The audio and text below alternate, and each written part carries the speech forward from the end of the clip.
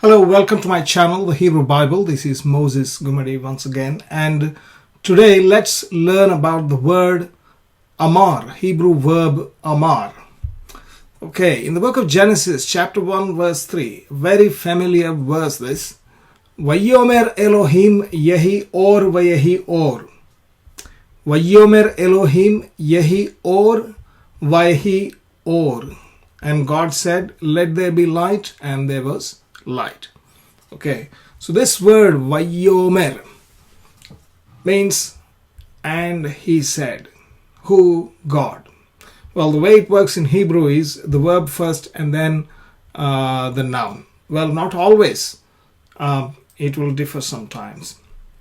Okay, so this verb Vayomer, right, means and he said, as I said, and it comes from the root Aleph Mem Resh. Aleph Mem Resh is the root, and this root, this verb root, are called shoresh. They call it shoresh, which actually means root, a root of the plant or the tree. It occurs 5,389 times. In fact, this verb root is the most frequent one in the Hebrew Bible.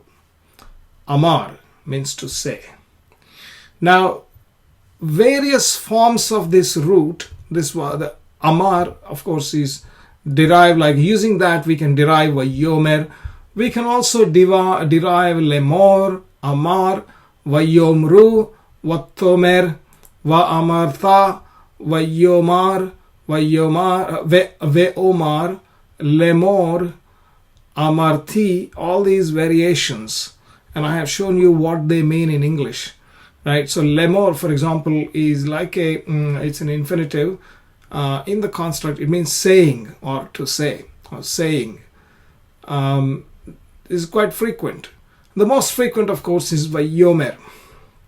Now, what are all these conjugations and what is the PGM, etc.? I will quickly explain. Now, in the verbs, in the Hebrew verbs, there are 7 stems. I will talk about that in a separate video, the 7 stems. But kal is the basic stem. But within this stem, it's a simple stem. There are other derived stems. So you can say kal means basically an active verb. Nifal means passive. Okay. There are other stems as well, pl, pual, etc. We'll not go there.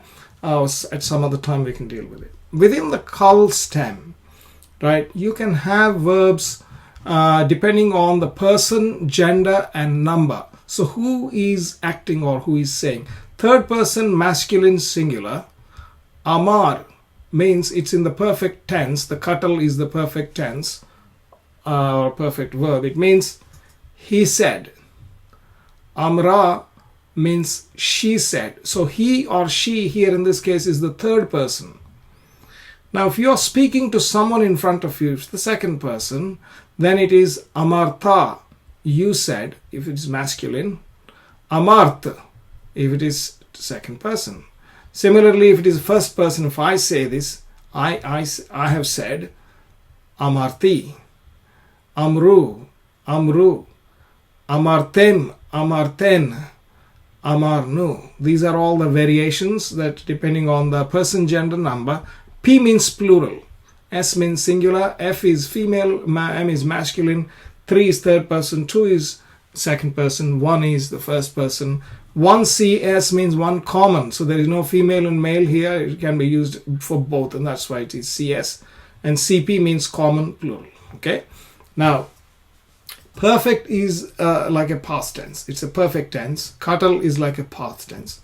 Yiktol is like a future tense, but not quite. So you can treat it as an imperfect tense in the sense that these are finished, these verbs are done, like these activities are over, finished. Whereas these activities are either in progress or will begin in the future. So they are not complete. They have not been finished. Either they are ongoing or they will begin in the future, because of which we call it as imperfect in the Yiktol.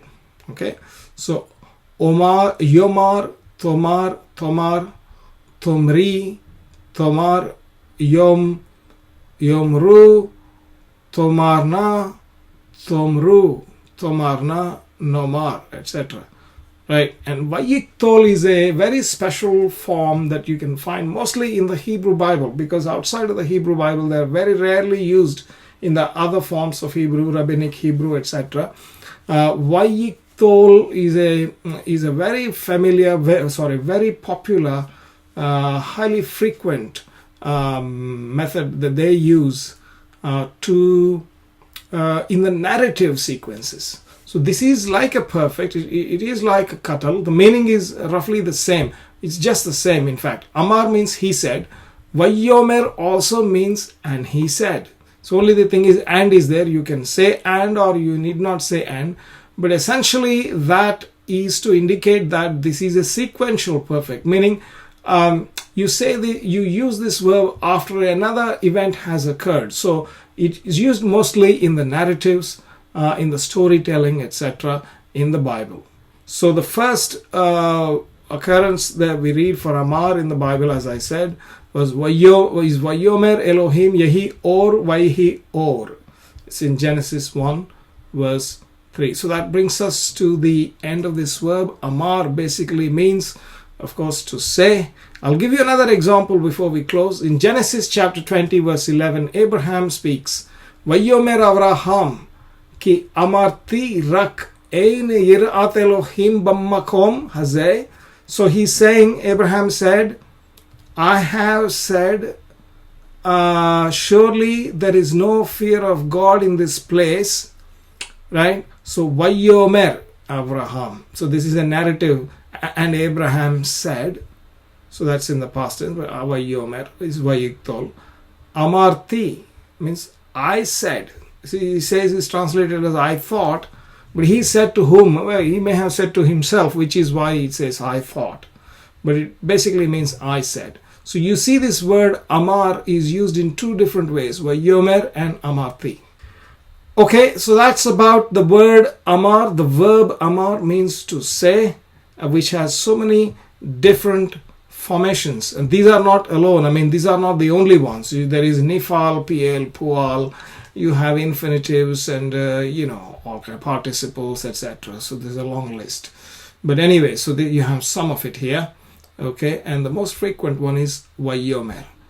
Thank you for watching. Please do like and comment and subscribe to my channel. And I will see you again in the next video. Thank you very much.